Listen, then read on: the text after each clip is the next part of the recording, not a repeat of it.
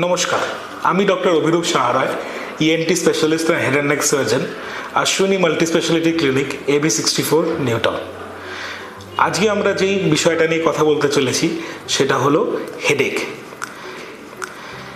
Headache কিন্তু ইএনটিরও একটা main problem হয়ে দাঁড়াতে পারে।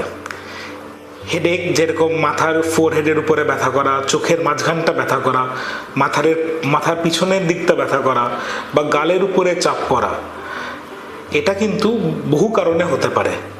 তার মূলত একটা কারণ sinus infection.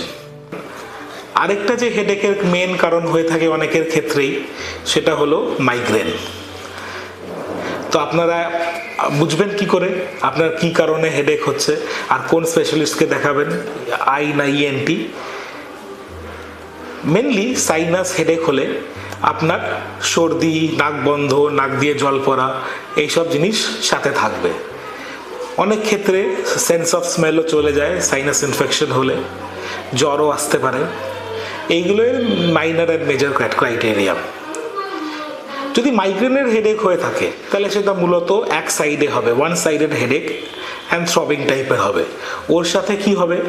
Photophobia and phonophobia, অর্থাৎ অতিরিক্ত আলো বা অতিরিক্ত আওয়াজে অস্বস্তিকর একটা অনুভব।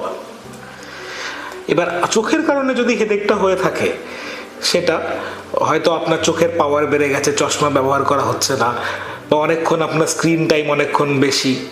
তো সেই কারণে হেডেকটা যদি হয়, সেটাও মূলত মাথার পিছন দিকে হয় বা চোখের পিছন দিকেও হতে পারে। এবার চোখের মাঝখানের ব্যাপার হেডেক হওয়াটা কিন্তু সাইনাসের একটা কারণ হতে পারে। আমাদের বডিতে যে 4টে সাইনাস আছে, তার মধ্যে সব সাইনাসগুলোই ড্রেন হয় এথময়েড সাইনাসের থ্রু দিয়ে। সেই এথময়েড সাইনাস ব্লক থাকলে বা সেখানে কোনো ইনফেকশন হলে কিন্তু আমাদের দুটো চোখের মাঝখানে অথবা নাকের গোড়াটায় ব্যথা হয়।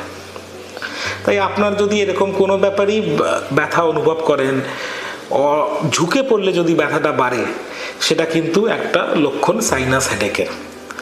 এরকম কোনো অসুবিধাই হলে আপনাদের নিকটবর্তী কোনো ইএনটি ডক্টরকে গিয়ে দেখান এবং তার পরামর্শ নিন। থ্যাংক ইউ, ভালো থাকবেন।